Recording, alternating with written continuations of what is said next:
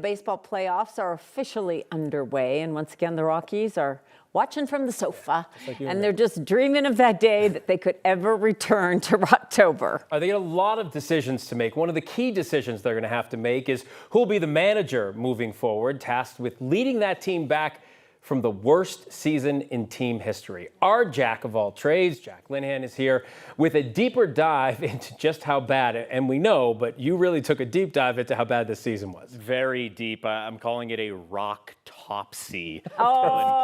Because, hey, the season is now, it's over, it's done with, and we got to dissect just how bad the season really was. It was by far the worst in team history, but let's take a broader approach here. 119 losses, just 43 wins. That is the third most ever. And again, as I've said multiple times throughout the season, when we're talking about most ever, we're talking about modern baseball history from 1901 until present time. So for that, all these worst evers, just remember 1901 onwards. Don't care about the 1890 teams. They don't matter.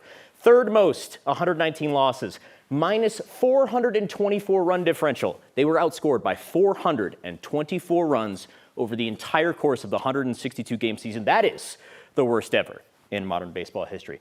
Against playoff teams, the good teams, they didn't play well. Only 11 wins, 58 losses. And against their division rivals in the NL West, 12 and 41.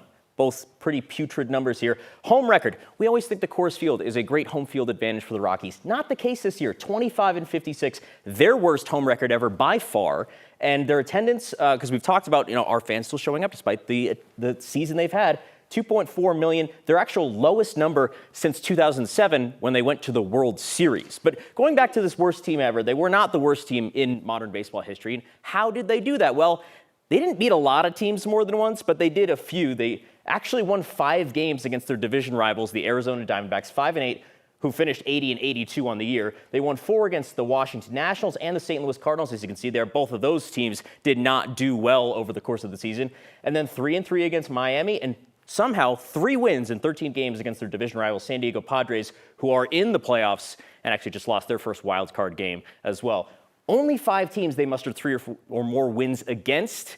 That's not going to be doing any favors when you're trying to get out of the worst team ever conversation. Luckily, they just managed to pull it off. Maybe worst to first. We can always hope.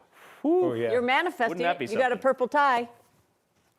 We'll see. Hopefully not have to worry about this conversation next year. Conversation for another time. All right, Jack, thanks.